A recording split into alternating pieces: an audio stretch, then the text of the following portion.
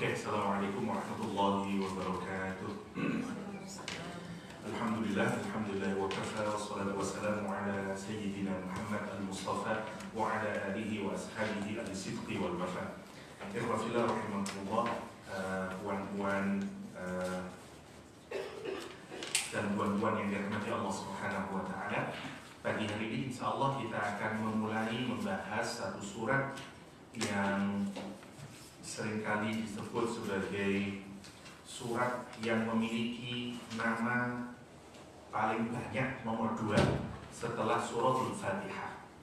Jadi surat itu ada 2 penamaannya. Ada yang langsung dari Rasulullah SAW, namanya tauqifi. Ada yang namanya dibikin oleh para ulama, namanya ijtihadi. Jadi nama itu, nama surat ya, atau kita sebut asma uswar. Nama-nama surat itu polanya ada 2, ada yang tauqifi,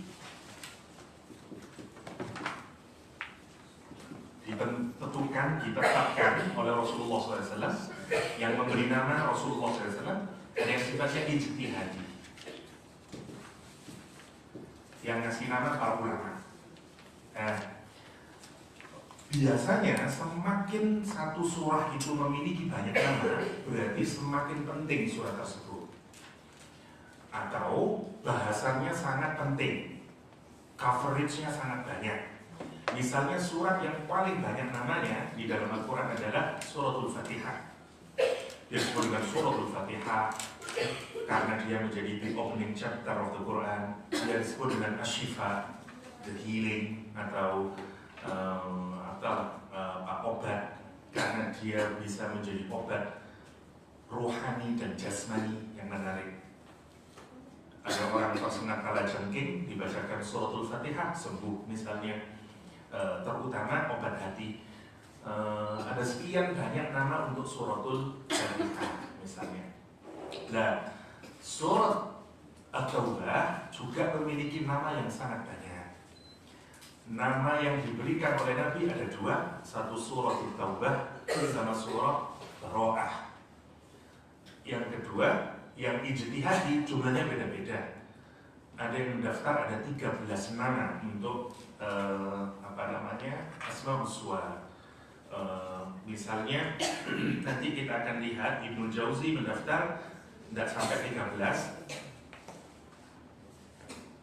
Saya lupa bahwa komputer saya sebenarnya di komputer ada lebih mudah untuk melihatnya, tapi tidak apa-apa. Saya lihatkan sebentar untuk Ibnu Jauzi.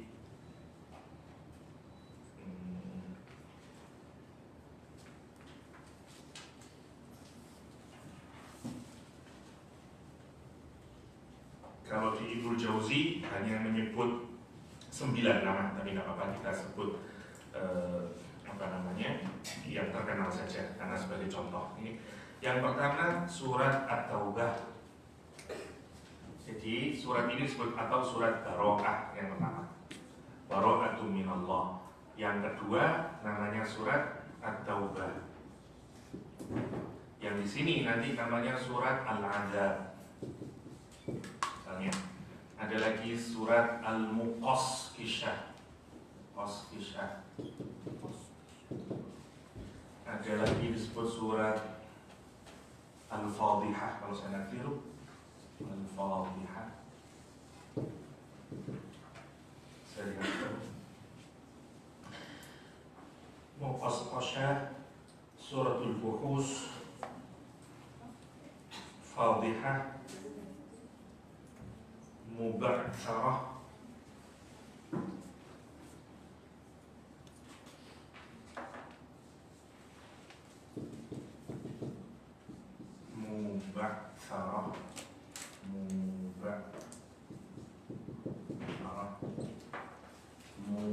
Muqassisah, suratul Buhus,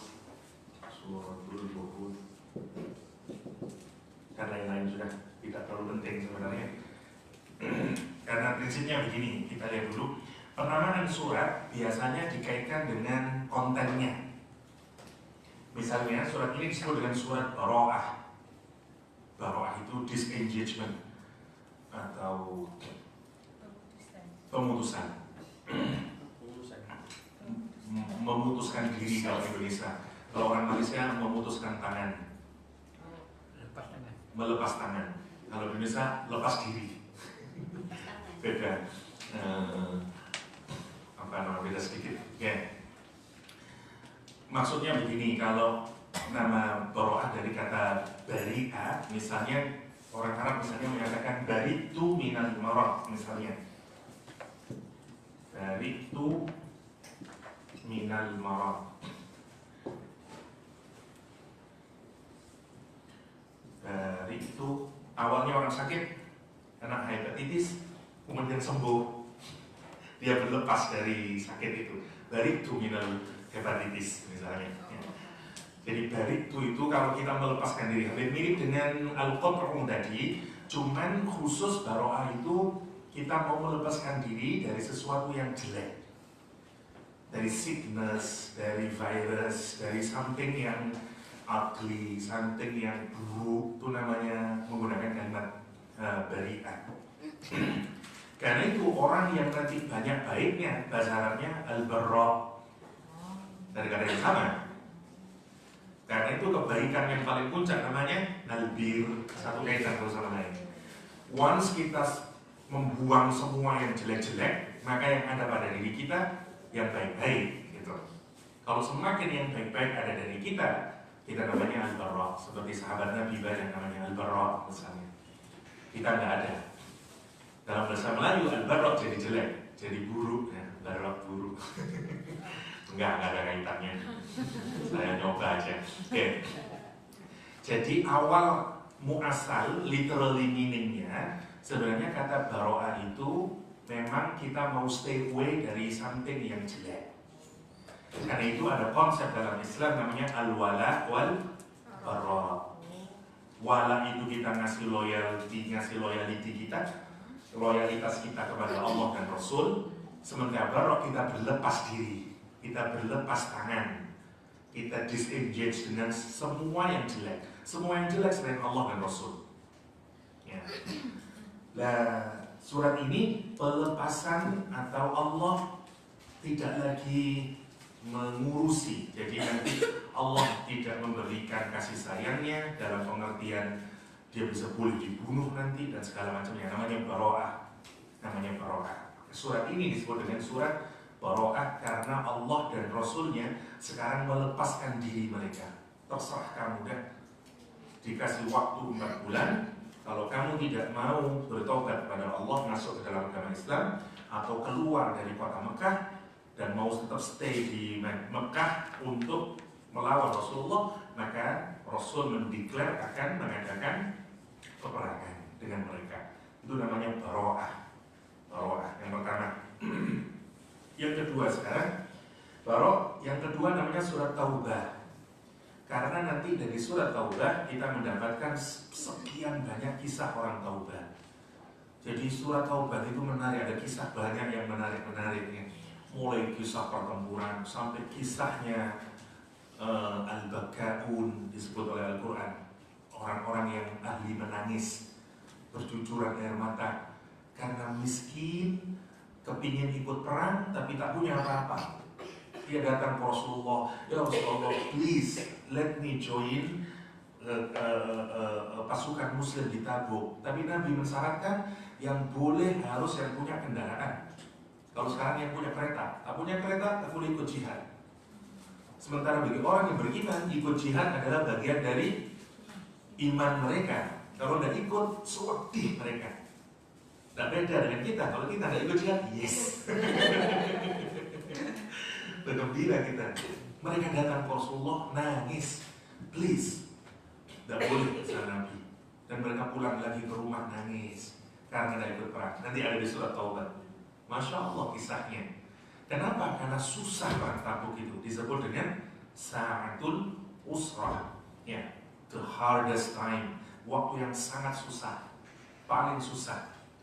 Satu unta gantian 18 orang. Sampai karena miskin, karena waktu masa paceklik.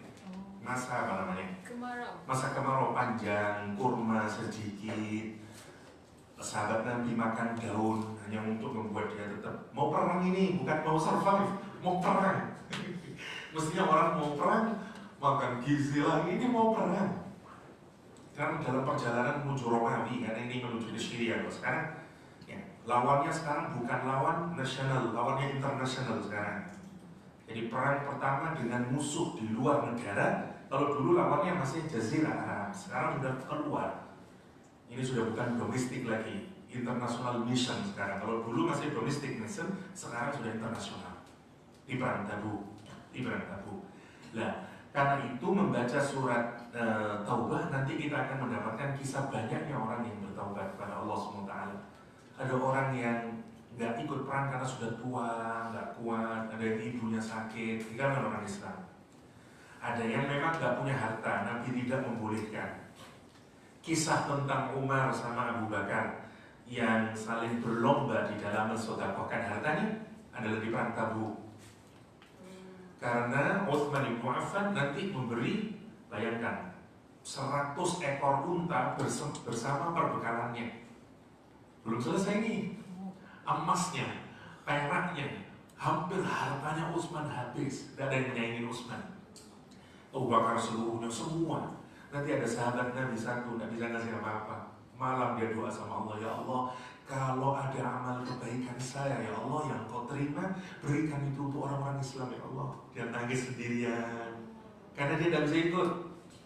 Subuh Nabi bertanya, siapa tadi malam yang bersedekah? Sedekahnya diterima oleh Allah. Tidak ada yang menjawab.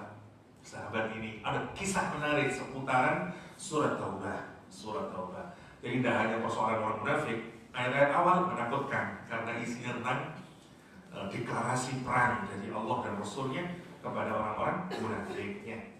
Kita nanti melihat taubatnya 3 orang sahabat Nabi yang memang tidak punya masalah apa-apa kecuali karena salah satunya nanti menunda-nunda amal. Nantilah dia punya kuda paling hebat. Kalau sekarang mobilnya dia sudah BMW.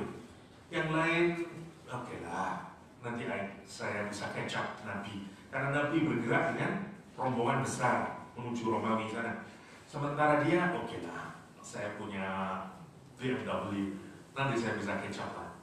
Dia menunggu musim panen, karena kalau musim panas, nanti kurmanya bisa diambil. Dia nunggu, tinggal sedikit lagi ini. Akhirnya habis panen, sibuk ngurusin panennya. Habis itu nanti masih 1 hari, saya bisa jalan 200 km per sampai akhirnya dia tidak ikut. Dan segala macamnya. 3 orang. Surat Taubah juga nanti. Ada taubahnya orang-orang munafik. Orang munafik taubat. Jadi ini semua kisahnya tentang taubat. Dan itu mulai diawali dengan taubatnya orang musyrik. Seperti siapa? Abu Sofyan. Ya, Abu Sofyan ini yang nanti taubat. Mertuanya Nabi Muhammad, Abu Sofyan itu. Anaknya namanya, ada yang tahu?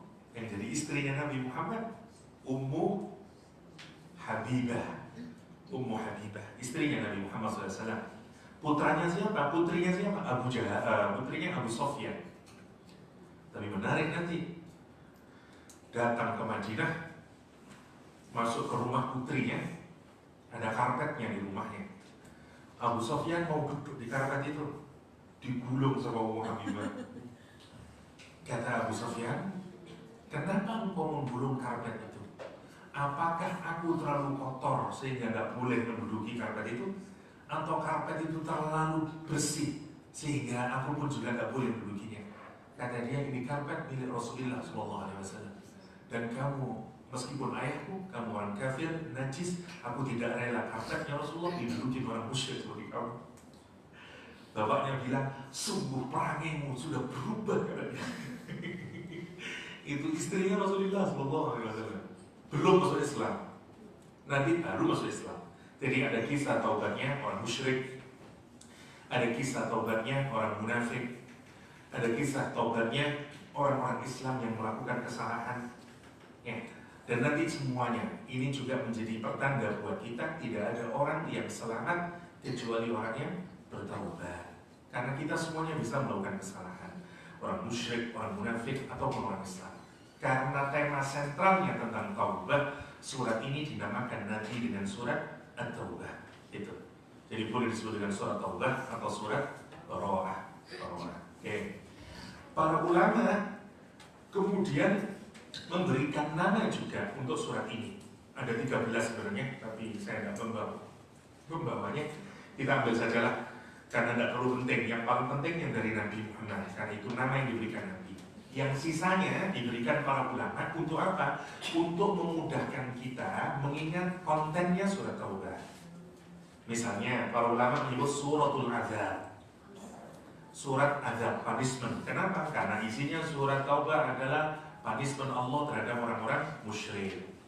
Dulu Allah, kalau kita lihat ajaran Islam dulu, waktu awal-awal terhadap orang munafik masih polite, ya, masih baik. Itu jadi lucu di Indonesia ya. Jadi presiden Indonesia itu orang Javanese asli ya, yang belum bagus mengajinya. Lah kemudian ada bikin acara Pak Jokowi ini dengan mendatangkan grup Sabian yang lagi booming di Indonesia. Terus dia mencoba menyanyi tapi dengan logat Javanese yang sangat kental ya. Mestinya membaca, saya lupa apalah, bla bla bla terus wahtiro gitu. Dia bisa Jainuddin Najiro gitu. Apa gitu mestinya begitu, bukan wahtiro tapi bilang Najiro. Terus Jainuddin Najiro, jadi booming kata-kata itu di Indonesia. Kemudian Jainuddin Najiro. Itu susahnya ya, karena mau pemimpin umat Islam mestinya juga harus ngerti, harus bagus lah, fasih lah mestinya. Makanya jadi guyonan bagi penduduknya, meskipun mestinya tidak tepat, tapi sampai segitunya. Kemudian sama seperti Al-Fatihah, Jokowi nggak bisa ngomong Al-Fatihah, Al-Fatihah gitu. Booming lagi, karena orang Jawa dulu bukan Fatihah, Fatihah. Sama lah. Kalau orang tidak pernah belajar bahasa Arab mungkin susah pengucapan aslinya ya. Kayak orang Madura, Abdurrahman jadi Durrahman ya. Disingkat-singkat. Okay. Misalnya yang pertama suratul Adab, yang kedua surat Muqassisah. Sama, surat maknanya sama semuanya ya. Muqassis apa ya? Penghalauan atau hukuman yang diberikan Allah kepada orang munafik. Fadhihah pengungkapan, di reveal semua keburukannya orang munafik. Sekarang dijelaskan oleh Allah sifat-sifatnya yang tertutup karena orang munafik tidak ada yang mengetahui. Sekarang dikemukakan, dijelaskan. Mubatsarah dari kata ba'atha, apa namanya, dari yaumul ba'ats, hari kebangkitan, dibangkitkan maksudnya ditampakkan oleh Allah semua kesalahan yang orang munafik. Al-Buhus, surat yang membahas karakter-karakter orang munafik, sifat-sifatnya orang munafik dan segala macam. Oke, itu namanya. Di akhir nanti kita akan petakan surat At-Taubah, tidak di awal karena kalau dipetakan sekarang kita juga belum bisa memahaminya, jadi agak percuma. Nanti aja menjelang akhir baru kita lihat dulu peta besarnya dulu. Karena kalau sekarang juga masih nggak nyambung. Kita ikutin saja dulu, saya berapa, nanti baru kita lihat petanya. Tapi secara kasar surat Taubah ini turunnya mulai tahun ke-8 Hijriah sampai tahun ke-10 Hijriah. 8, 9, 10. Nabi Muhammad tinggal di Madinah berapa tahun? 10 tahun. Jadi kalau surat ini turun tahun ke-8, 9, 10, kira-kira berarti surat ini termasuk surat yang terakhir turun.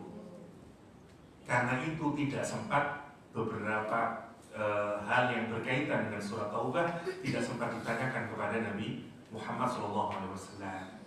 Misalnya, kenapa surat At-Taubah tidak menggunakan Bismillahirrahmanirrahim? Sa'ad bin Abbas bertanya kepada Utsman bin Affan, kata Utsman bin Affan, itu hal yang belum saya tanyakan sama Rasulullah. nggak bisa berdaya lagi karena sudah meninggal Rasulullah SAW. Ya, alasannya kenapa? Tak ada satupun jawaban. Nanti jawabannya datang dari siapa? Datang dari para ulama, tidak datang dari Rasulullah SAW. Kenapa? Karena belum sempat ditanyakan kepada Rasulullah SAW. Jadi Quran itu didiktekan oleh Rasulullah. Ini bara'atun minallah, habis itu ini, habis ini diorganize jadi satu. Terus diletakkan setelah suratul Anfal. Ya. Jadi begini. Dalam urutan Al-Quranul Karim, yang pertama namanya surat Mi'in istilahnya. Mi'in atau surat yang 100 lebih, 100 plus, 100 ayat lebih. Ya, jadi ini biasanya disebut dengan Sab'ut Tiwal, ya, Sab'ut Tiwal. 7 surat yang panjang mulai Al-Baqarah, ya. Karena suratnya panjang-panjang 100 lebih. Itu urutan pertama. Klaster pertama. Klaster kedua biasanya yang disifati dengan surat yang sering disebut, yang diulang-ulang, ya, di bawahnya. Yang ketiga baru surat mulai dari surat Qaf sampai surat An-Nas. Urutan Al-Quran itu secara umum mestinya begitu. Jadi pertama yang 100 lebih, kecuali Al-Fatihah karena itu memang sudah dari sononya. Habis Al-Fatihah diurut yang 100 lebih. Habis 100 lebih baru surat namanya ya saya lupa namanya. Oh jadi lupa ya. Nggak saya tulis memang nanti insya Allah bisa di-recall. Entah terus. Yang ketiga baru yang mulai surat Qaf sampai surat An-Nas. Nah pertanyaannya, surat Al-Anfal dengan surat At-Taubah lebih panjang surat At-Taubah. Kenapa kok diletakkan setelah surat Al-Anfal? Mestinya kalau mengikuti struktur surat Taubah lebih dahulu. Itu pertanyaan cerdasnya Ibnu Abbas kepada Utsman bin Affan. Kata Ibnu Abbas, mestinya At-Taubah diletakkan lebih dulu daripada surat Al-Anfal. Kata Ibnu Abbas, saya nggak tahu. Dulu Rasulullah mendikte kami semacam itu. Habis Al-Anfal dikasih surat At-Taubah. Tetapi Rasul memang tidak mengucapkan Bismillah sebelum Bara'atun minallah At-Taubah. Karena itu saya takut, katanya Utsman bin Affan, mungkin boleh jadi surat Taubah itu terusannya Al-Anfal. Maka dia satu surat saja, satu pendapat di kalangan ulama Islam. Jadi Al-Anfal sama Taubah itu satu surat. Jadi namanya surat Al-Anfal. Satu, itu ijtihadnya Utsman bin Affan. Mungkin, kata Utsman. Karena itu saya tetap tidak tuliskan. Yang kedua, ini yang sebagian besar para ulama mengikutin. Kedua, dia tetap satu surat yang independen, bukan surat Al-Anfal. Kenapa kok tidak ada bismillahnya? Karena isinya tidak berkaitan dengan kelembutan dan kasih sayang Allah. Karena itu kata Bismillahirrahmanirrahim tidak tepat dipakai sebagai awalan dari kata bara'atun minallah. Kalau kita menyembelih hewan, kita juga tidak boleh ngomong Bismillahirrahmanirrahim. Bismillah Allahu Akbar. Masa dengan nama Allah yang Maha Pengasih lagi Maha Penyayang itu disembelih. Makanya doanya menyembelih Bismillahirrahmanirrahim Allahu Akbar, bukan Bismillahirrahmanirrahim. Bismillahirrahmanirrahim Allahu Akbar. Ya. Karena dengan nama Allah. Ya. Bismillahirrahmanirrahim Allahu Akbar. Sama sebenarnya. Jadi poinnya pada konten yang kedua. Mana yang paling benar? Wallahu a'lam. Yang benar nanti kalau masuk surga kita tanya kepada Rasulullah SAW. Karena dulu belum dijawab sama Rasulullah, belum ditanyakan, itu maksudnya. Jadi kita terima saja, saking hati-hatinya para sahabat Nabi, apa yang dia dengar dari Nabi Muhammad bahwa tidak pakai Bismillah, dia ikutin tidak pakai Bismillah. Ya. Saking terlalu, nih. Iya ya, bahasa Jawa itu. Karena terlalu hati-hatinya para sahabat, dia mengikut saja apa yang dititahkan atau yang diperintahkan oleh Rasulullah SAW. Oke. Yang pertama, yang kedua setelah nama, kalau kita membaca Al-Quranul Karim ada dua hal yang harus kita perhatikan. Satu, konteks. Ya, yang kedua, teks. maksud saya, jadi yang satu nas, ya, yang satu teks, yang kedua konteksnya. Kalau teks itu berkaitan misalnya kata apalah, misalnya Toha ma anzalna 'alaikal qur'ana litasqa ila akhirih, misalnya 1, 2, misalnya atau jangan Toha, apa misalnya yang umum saja, misalnya surat Al-Ghasyiyah, hal ataka hadisul ghasyiyah, hal ataka hadisul ghasyiyah misalnya. Ila akhiri 1, 2, 3. Yang disebut dengan teks itu adalah kita harus memperhatikan satu, teksnya ini bentuknya apa? Interrogative sentence, nominal sentence, verbal sentence. Satu, perhatikan. Yang kedua, ayat ini kaitannya dengan ayat sebelumnya apa? Ayat ini kaitannya dengan ayat setelahnya apa? Karena kalau kita melepaskan itu semuanya, kita seperti orientalis, ngambil ayat kemudian gini mananya, nggak bisa begitu itu. Kita harus lihat ayat sebelumnya dan ayat setelahnya. Konteksnya dalam satu paragraf apa dia? Misalnya, kita harus tahu. Kalau kita tidak melihat itu semuanya, kita bersikap zalim terhadap Al-Quran Al-Karim. Tidak boleh. Nah, boleh. Misalnya bentuk teksnya yang pertama. Verbal interrogatif misalnya, kayak gini interrogatif kan? Ya. Karena hal ataka hadisul ghasyiyah, seperti bara'atun minallah, itu juga nanti dulu lah. Jadi ini dilihat bentuknya apa, terus dilihat munasabahnya, ya, munasabah istilahnya, keterkaitan dari ayat sebelumnya. Satu. Yang kedua, konteks. Kapan ayat itu turun, konteksnya kayak apa? Dua-duanya harus kita perhatikan agar kita memahami ayat Al-Quran itu dengan baik. Karena ada ayat Al-Quran yang tidak bisa kita pahami kecuali kita harus tahu konteksnya. Karena kalau kita nggak tahu konteksnya, kita nggak akan tahu. Misalnya,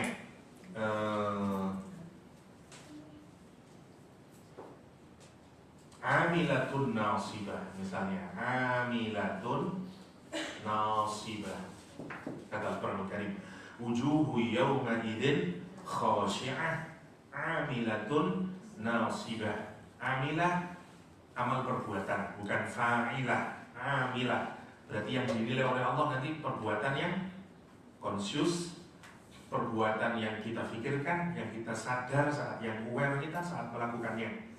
Nasibah, exhausted, capek dan segala macamnya. Namanya amilatun nasibah. Orang melakukan pekerjaan kemudian capek, very tired, namanya nasibah. Ya karena habis kan. Nah, kalau kita lihat konteksnya, agak susah kita memahaminya. Ayat ini, misalnya salah satu konteksnya adalah Umar bin Khattab pernah mengunjungi satu katedral atau church. Datang orangnya keluar, priestnya keluar, sudah tua orangnya. Umar melihat itu nangis, Umar. Para sahabat bertanya, kenapa engkau menangis, Umar? Kata Umar, amilatun nasibah, kata Umar. Karena orang itu beramal, bukan berfi'il. Dia sadar dengan amalnya, tidak menikah, berbuat baik, ngasih servis di gereja, di church, tapi semuanya sia-sia. Dia bekerja dengan exhausted, tapi nggak ada rewardnya apa-apa, nggak ada konsekuensi baiknya. Amilatun nasibah, itu maksudnya. Jadi kita akan jadi lebih paham kalau kita bisa lihat konteksnya. Bagaimana Rasul memahaminya, atau bagaimana sahabat memahaminya, atau konteksnya dulu kayak apa kejadiannya. Ini tidak berkaitan dengan waktu, tapi nanti kalau berkaitan dengan waktu, kita harus mengetahuinya. Lah surat At-Taubah tidak mungkin kita bisa paham kecuali kita tahu konteksnya. Karena kita susah memahami. Ini gimana maksudnya? Lah Memang surat yang paling banyak kita pelajari konteksnya, karena mulai dari tahun ke-6 sampai tahun ke-10 Hijriah konteksnya. Kita nanti belajar konteks dulu secara singkat, baru kita mulai ayat yang pertama. Ya. Jadi kalau kok lama ada surat pertama-pertama, karena memang kita harus belajar konteksnya dulu. Ya. Karena kalau gitu nggak enak nanti. Ya, itu maksudnya. Nanti di Al-Quran itu benar ya, saya tambahin sedikit. Al-Adhan hadisul ghasyiyah wujuhu yawma'idin khasyiyah. Wujuh, ya perhatikan. Kalau satu namanya wajhun, ya. Wajhun satu wajah, face satu. Tapi kalau wujuh banyak wajah. Kalau al-wujuh semua wajah. Ada beda sedikit. Kalau ini banyak tapi tidak semua. Many tapi tidak all. Kalau ini all. Kata Al-Quran, wujuhu yawma idzin khasyiyah. Nanti dari kiamat ada wajah-wajah banyak tapi tidak semua. Khasyiyah. Khasyiyah itu khusyuk. Gini, khusyuk itu rasa takut yang adanya dalam hati, kemudian bisa kelihatan dari luar. Dari physical appearances kita akan tahu orang ini takut. Misalnya gemetar, suaranya menjadi berarti dia khusyuk, air matanya keluar.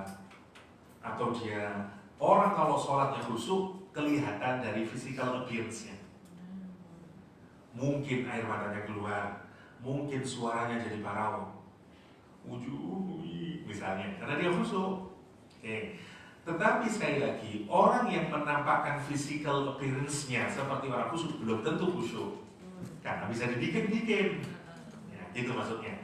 Nah, khusyuk itu kalau dalam Al-Quran, kalau orang mukmin khusyuknya ada dalam hati. Kalau orang munafik, orang musyrik, khusyuknya ada di tubuhnya, tidak di dalam hatinya. Itu maksudnya. Suaranya khusyuk ada Al-Quranul Karim. Wajahnya khusyuk ada Al-Quranul Karim. Kenapa di dunia dia tidak pernah khusyuk wajahnya? Benar ya, wajahnya di dunia tidak pernah khusyuk. Di akhirat nanti khusyuk dia, tapi hatinya tidak khusyuk. Orang mukmin hatinya khusyuk, wajahnya glowing nanti di akhirat. Wajahnya shining di akhirat, musfirah. Di dunia mungkin tidak glowing. Ya. Tapi di akhirat dia musfirah. Musfirah dari kata safra, ya. Ada kuning ini, glowing dia. Ada lagi dhahikatun mustabsyirah. Tersenyum dia, mustabsyirah, senang dia. Nadhirah. Nadhirah kalau kita melihat mangga di pohon yang sudah menguning atau merah dan kita nah itu nadhirah. Senang lihatnya. Wujuhu yawma idzin nadhirah ila rabbiha nadhirah. Karena dia melihat Tuhannya, jadi senang. Itu gambaran wajahnya. Boleh jadi wajahnya orang ahli surga dengan ahli neraka lebih glowing kan ahli neraka di dunia ya. Para artis, entertainer, glowing shining ya. Tapi tidak di akhirat. Di akhirat wujuhu yawma idzin khasyiyah. Kenapa khasyiyah? Amilatun nasibah.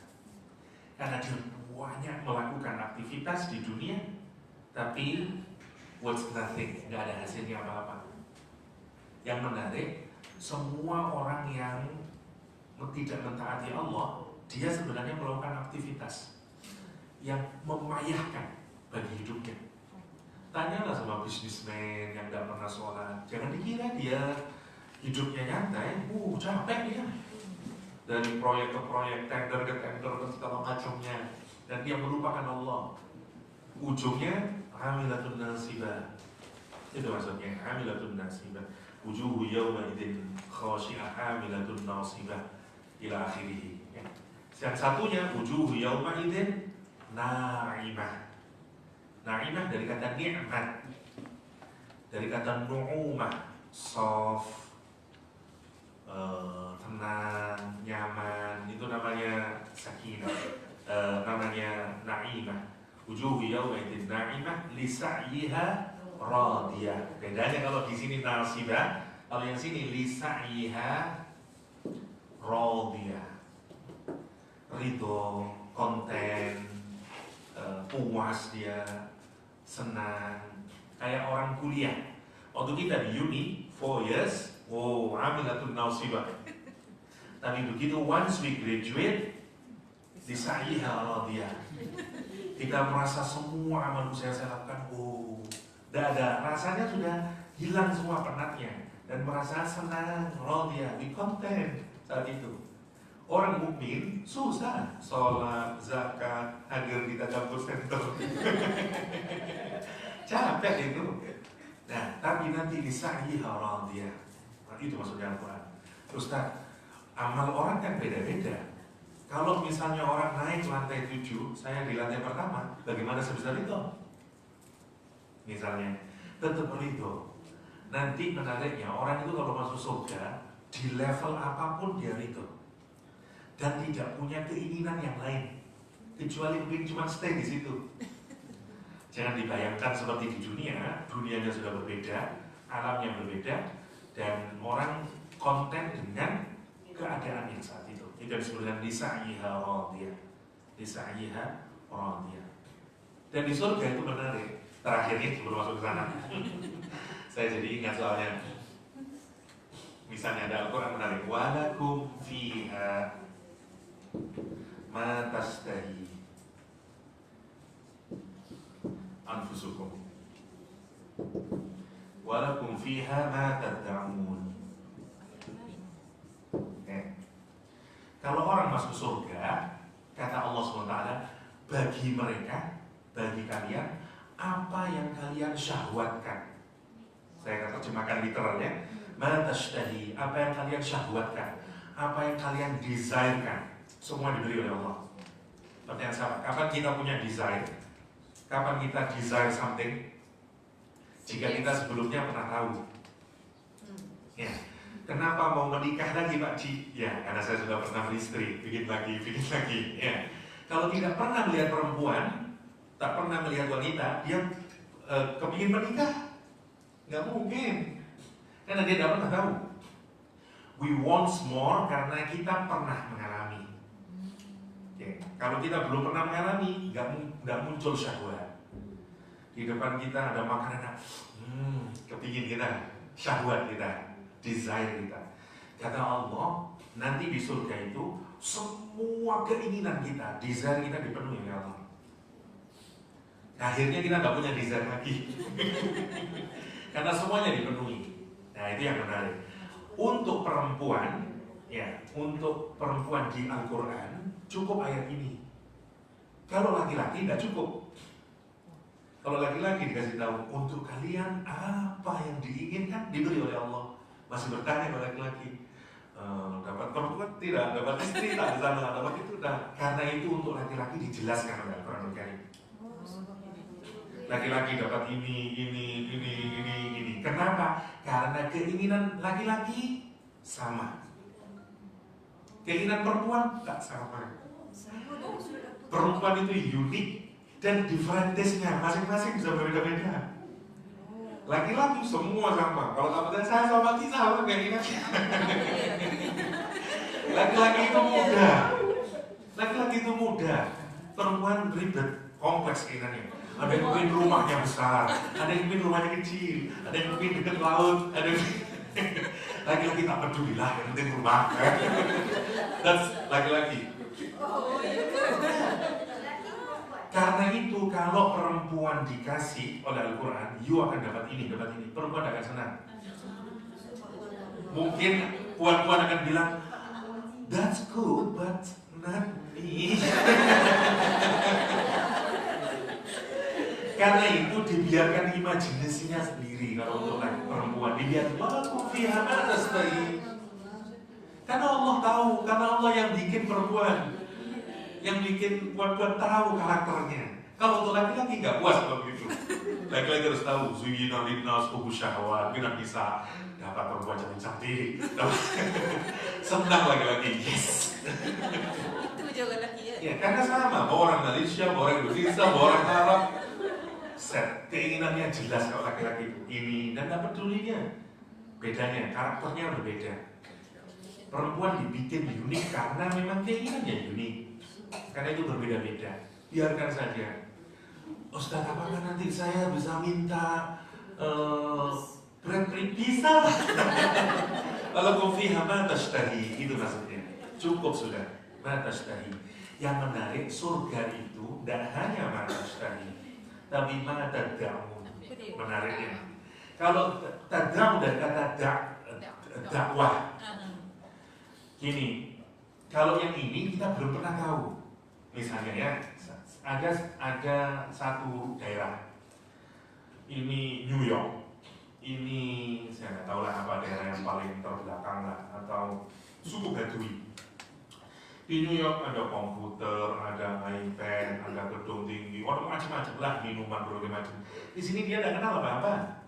Dia kenal mungkin durian ada di sini, apple mungkin ada di sini, tapi tidak ada apalah, semua yang canggih-canggih nggak ada di sini, mobil nggak ada di sini. Sekarang Anda mau menjelaskan ini kepada yang di sini, bisa nggak menjelaskan sesuatu yang tidak ada di sini? Nggak bisa. Di sini ada durian, tapi duriannya katakanlah durian Bangkok. Yang sini ada musangking. Paling banter, nanti ada durian Bangkok, tapi lebih enak. Tapi masih menggunakan kalimat yang ada di sini. Akhirat, surga itu seperti ini. Allah menjelaskan surga itu sesuai dengan apa yang kita ketahui di dunia. Padahal menurut Al-Quran, semua yang dijelasin kenikmatan di surga yang ada di Al-Quran, mulai dapat perempuan cantik, air yang mengalir surga, itu baru bon appetitnya, appetizer-nya saja maksudnya. Nuzulan min ghafurir rahim, masih appetizer-nya. Kenapa? Karena yang belum dijelaskan, belum nampak dan kita nggak tahu, jauh lebih banyak. Sama seperti New York dijelaskan kepada suku Badui, ya mungkin pasarnya saja yang bisa dijelaskan. Sana ada durian, ada apel, motor nggak tahu dia, mobil nggak tahu dia, semuanya nggak tahu, nggak bisa dijelaskan. Bagaimana Allah mau menjelaskan hakikat surga sesungguhnya? Kita nggak tahu surga. Karena itu definisinya la ainun ra'at wala udhunun sami'at wala khatara ala qalbil bashar. Mata tidak pernah melihat, telinga, karena itu. Nah, begitu kita masuk surga nanti, kita melihat sesuatu yang belum pernah kita ketahui. Nggak tahu itu apa. Akhirnya kita minta, I want that. Saya minta itu, karena kita melihat sesuatu yang baru. Seperti kalau Anda bepergian ke tempat yang baru, nggak ada ini di Malaysia ini. Boleh nggak saya minta itu? Walakum fiha ma tad'u. Kata Allah dari dapat banyak nanti di surga itu. Nah kita ini sekarang mikirnya selalu cuma di sini, batas tadi. Padahal yang di sini jauh lebih banyak yang diberikan oleh Allah Subhanahu Wa Taala. Ya, itu maksudnya. Tidak jadi bertaubat nanti. Oke, kita lanjutkan dulu untuk melihat konteksnya, baru kita lanjut ayat yang pertama.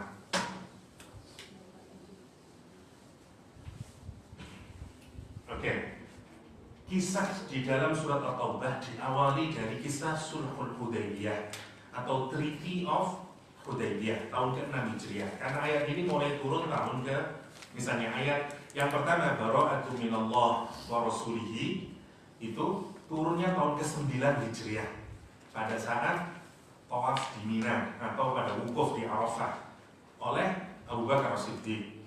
Jadi ceritanya Rasul tahun ke-9, Rasul haji tahun ke-berapa? Tahun ke-10.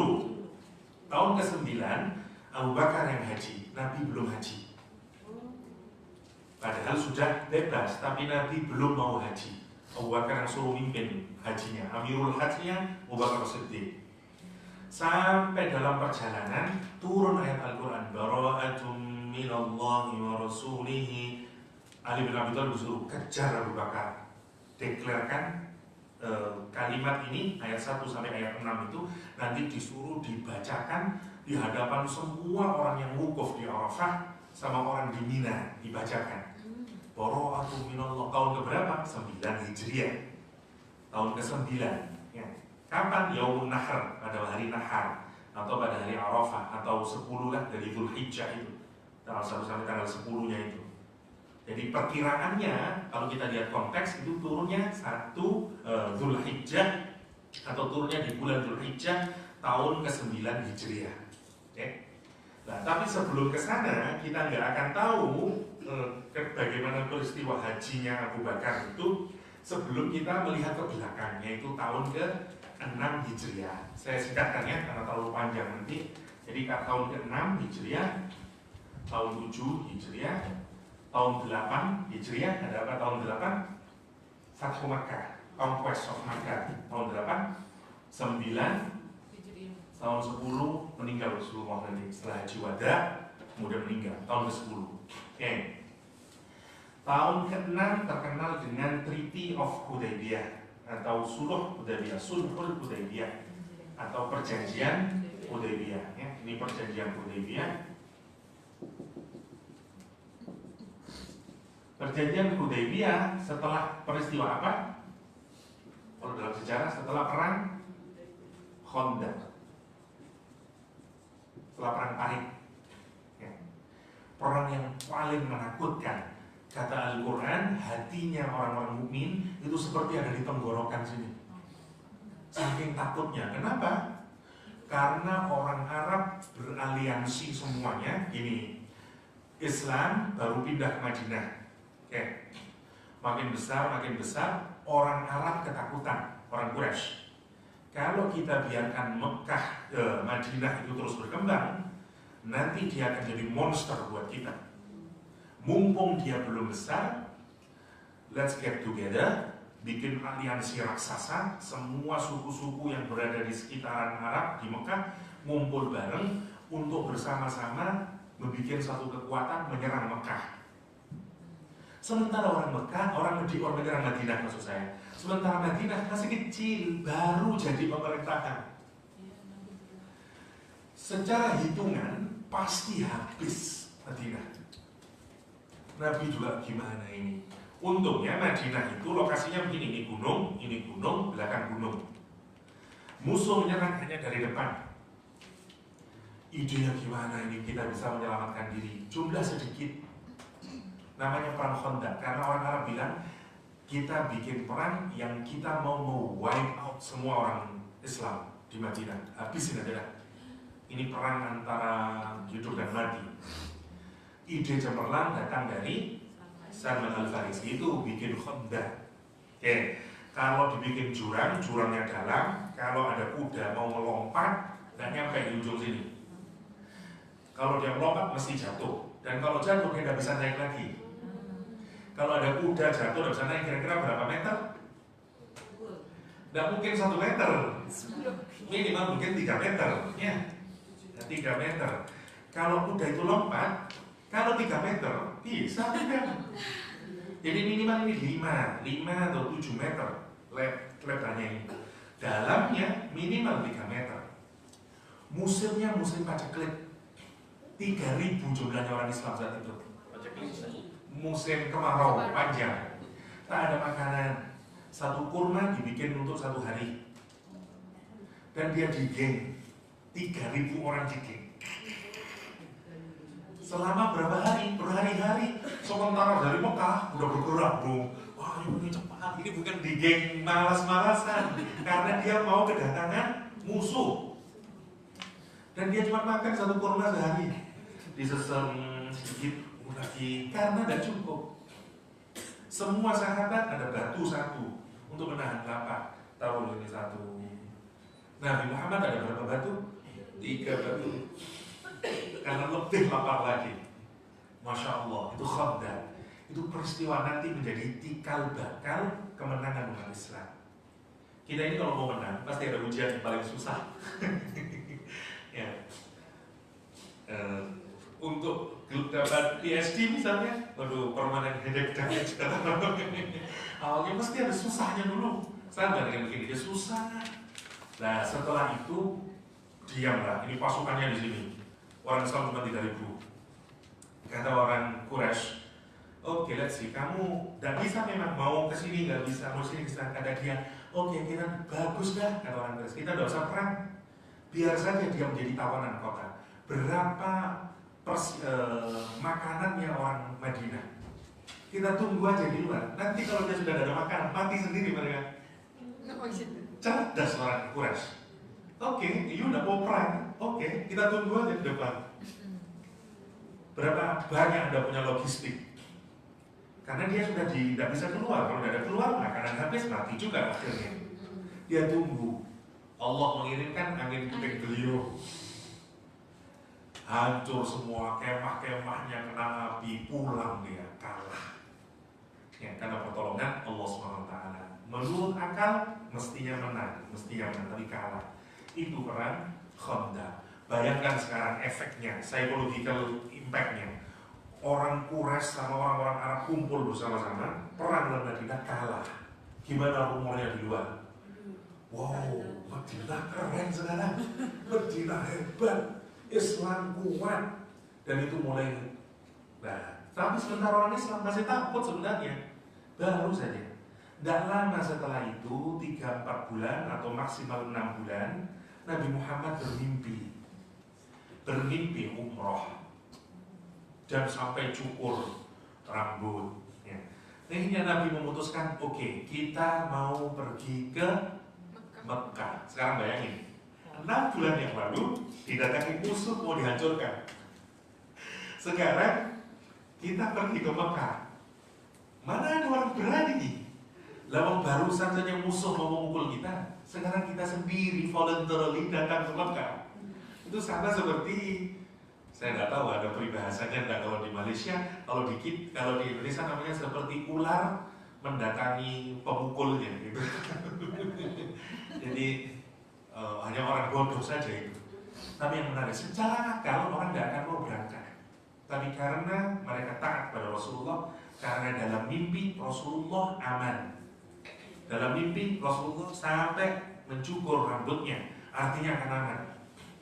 Berapa orang yang ikut serta Rasulullah SAW? 10.000, 1.400, ya, 1.400-an orang marching dari Mekah ke Madinah, dari Madinah ke Mekah. Ada yang nyeret kambing, ada yang nyeret unta, berpakaian ihram karena mau umroh. Diketahui oleh orang Quraisy. Orang Quraisy sekarang takut. Aduh, ini kalau mereka masuk ke kota Mekah, dan mungkin dia punya motif tidak hanya umroh, tapi juga mau menyerang kota Mekah. Apa akibatnya? Mereka kemudian mengutus Khalid bin Walid, Ikrimah bin Abi Jahal untuk menyerang Nabi Muhammad SAW, yang sebenarnya nggak mau perang dan mereka nggak bawa pedang, bawa cuma memotong kambing saja, karena maunya tidak berperang. Sebab dia macam ada putus-putus dia. Baby tak baby? Kan, baby baru tukar. Sama kan sebab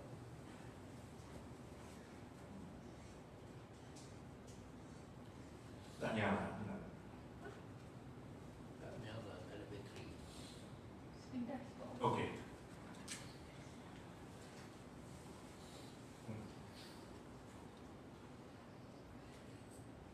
Ini kayaknya mati. Ya. Oke, saya lanjutkan. Akhirnya kemudian Rasulullah mengalihkan, awalnya mau misalnya lewat sini, dipindah ke sini, lewat jalan yang tidak semestinya. Sampailah ke tempat namanya Hudaybiyah. Nah, rumusnya zaman dahulu, kalau orang itu sudah pakaian ihram dan sudah sampai di tanah suci, international law-nya nggak boleh orang Quraisy itu menghalau kembali lagi. Orang Quraisy sekarang pada posisi yang tidak menyenangkan. Satu sisi dia mau mengusir orang Islam keluar, tapi under the international law dia harus accepted. Maka kemudian orang Quraisy tidak bisa, ini harus melakukan negosiasi. Dan Rasulullah SAW juga tidak langsung masuk ke kota Makkah karena kepingin melihat, jangan-jangan mereka mau juga membunuh kita. Rasul mengirim Uthman bin Affan. Awalnya Abu Bakar, Umar bin Khattab yang bilang saya akan masuk. Kata Rasulullah, jangan kamu, karena nanti kalau Umar, jadi ramai urusannya. Utsman masuk. Utsman tidak pulang-pulang. Ini kemana Utsman ini? Ditunggu, tidak pulang-pulang. Rumor beredar, Utsman mungkin dibunuh. Kalau 1000 orang gosipin, Umar tadi Utsman kemana ya? Nggak tahu, belum pulang. Paling dibunuh ya, mungkin dibunuh ya. Mungkinnya hilang kemudian bunuh kayak gitu. Maka rumor menyebar Utsman terbunuh. Karena kemudian kemungkinannya Utsman terbunuh, Rasul mengumpulkan semua sahabatnya di Hudaybiyah untuk meminta kesetiaannya, al-wala'nya, loyalitasnya, untuk siap berperang mati di jalan Allah Subhanahu wa taala. Siap. Mereka semua memberikan tangannya kepada Nabi di surat Al-Fatah nanti ya. Alladzina yubayyi'unaka tahta as-sajarah ya. Jadi mereka memberikan tangannya semuanya dan direkam itu oleh Al-Qur'an Al-Karim. Idh yubayyi'una tahta as-sajarah. Ya, laqad radiyallahu 'anil ladzina yubayyi'una. Allah meridhoi semua orang yang ikut berbaiat. Saya ridho ya Allah. Saya siap mati untuk membela agamamu. Namanya Bai'atul Ridwan atau Bai'atul Utsman terkenalnya. Bai'at untuk Utsman. Semua sahabat Nabi yang ikut Bai'atul Ridwan adalah sahabat nomor kedua. Jadi sahabat itu ada tingkat-tingkatannya. Nomor 1 paling top Abu Bakar As-Siddiq. Nomor kedua Khulafaur Rasyidun.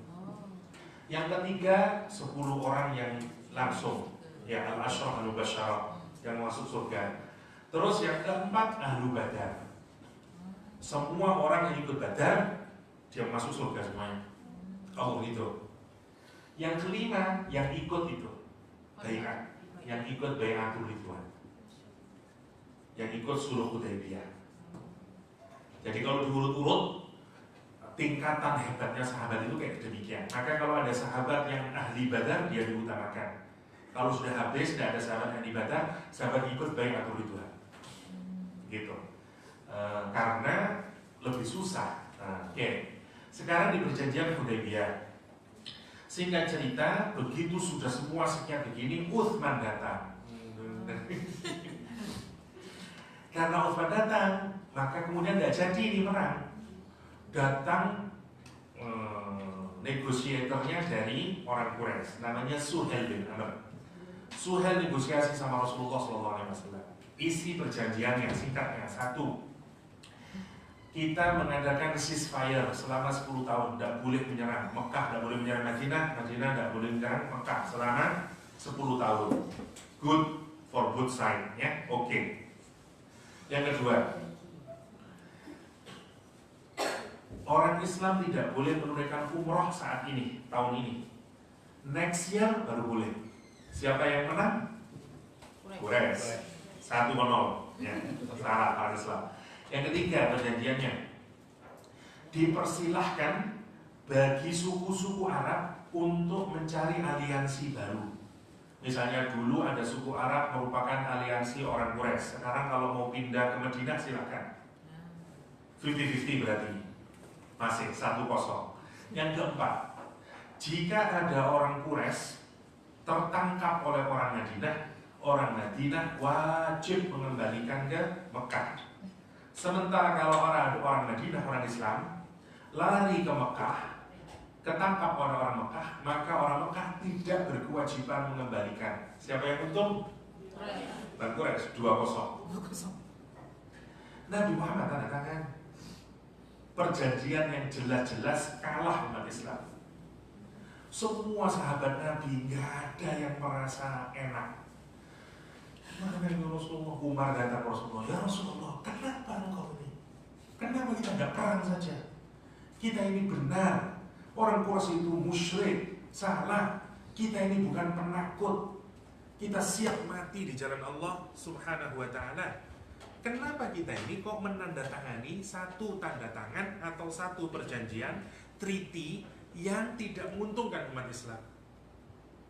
Kata Rasulullah, nanti kamu akan tahu. Tapi semua hatinya orang Islam gak ada yang ridho saat itu. Berundel bahasa Jawanya. Ini gimana ini? Tidak ada sakinah. Tidak ada sakinah. Semuanya. Terus Rasulullah bilang begini, oke, sekarang kita pulang ke Madinah. Tidak ada umroh. Sekarang bayangkan, seperti puan-puan dan tuan-tuan sudah bikin kenduri di rumah, mau haji mau umroh, ya. Sudah undang tetangga kanan kiri, pergi sampai di Jeddah, imigrasi, pulang lagi ke Malaysia. Kecewa. Para sahabat kecewa, dia bilang ada yang sudah bawa kambing jauh-jauh 500 km, sekarang suruh pulang lagi ke Madinah. Sudah tidak ada perang, tidak ada umroh, kecewa mereka. Dan tidak ada, Rasul bilang, copot semua kain ihram kalian, kita pulang ke Madinah. Satu pun sahabat Nabi nggak ada yang mencopot. Nabi masuk ke biliknya, bertemu dengan istrinya namanya Ummu Salamah yang ikut dalam sulh Hudaybiyah. Tanya Ummu Salamah, gimana ini sahabat ini? Kata Nabi, kata Ummu Salamah, biarkan saja ya Rasulullah, karena memang butuh waktu mereka itu. Nanti mereka akan taat kepadamu. Mereka bukan tidak mentaati Nabi, tapi masih seakan-akan tidak terima itu. Kenapa kita ada umroh? Kenapa kita ada perang? Kira-kira begitulah. Nabi kemudian mencopot kain ihramnya, pakaian biasa, keluar dari kemahnya. Sahabat melihat, wow, tidak ada umroh. Dalam perjalanan menuju Madinah turun ayat Al-Quran, Inna fatahna laka fathan mubina. Nah, belum cukup dengan itu. Habis tanda tangan Nabi, tanda tangan, ada Abu Jandal. Kira-kira 6 tahun dia dikerangkeng kakinya dengan besi. Tidak boleh hijrah. 6 tahun ini dikerangkeng gitu dengan besi. Tidak bisa dia di chain dia. Tidak bisa. Tapi kemudian dia berhasil keluar. Dan begitu keluar, dia melihat orang Islam kumpul di Hudaybiyah. Dia lari ke Hudaybiyah. Ya Rasulullah. Wah senang. Weh Abu Jandal, senang. Setelah sampai, apa katanya Suhail bin Amr? Rasulullah, perjanjian nomor 4. Jika ada orang Mekah ke Madinah, orang Madinah harus kembalikan lagi. Makanya marah orang Islam itu. Abu Jandal kemudian, ya Rasulullah, kenapa ya Rasulullah? Nanti ada manfaatnya, kata Rasulullah SAW. Nanti memang benar, Abu Jandal dibawa pulang ke Mekah, tapi dia melarikan diri, gak sudi mau kembali ke Mekah. Dan dia tinggal di perbatasan antara Mekah dan Madinah, di jalur perdagangan orang Quraisy kalau berdagang ke Syria.